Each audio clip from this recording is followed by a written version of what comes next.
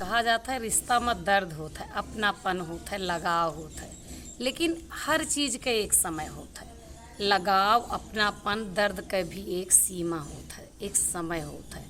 जौने तरह से कि नाखून जब तक मांस से जुड़ा रहा था, उंगली के मांस से नाखून का जुड़ाव रहा था, तब तक वह नाखून पर अगर कौनो प्रहार होता है, तनी की चोट लग जात, दब जात है या कहूँ फैंच गड़ जात है, तब तक बहुत ज़्यादा दर्द होता है, बहुत पीड़ात है।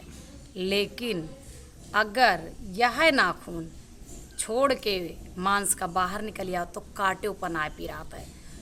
कहे का मतलब यह है कि जौने रिश्ता में जब तक अदब, लिहाज, शर्म, हया, सम्मान बना है, तब तक वह रिश्ता के लिए दर्द होता। और जौने दिन ये सब ख़त्म हो जाता है ना, ये समझ लें कि कुछ भी हो जाए, फिर वह रिश्ता के लिए दर्द भी ख़त्म हो जाता है।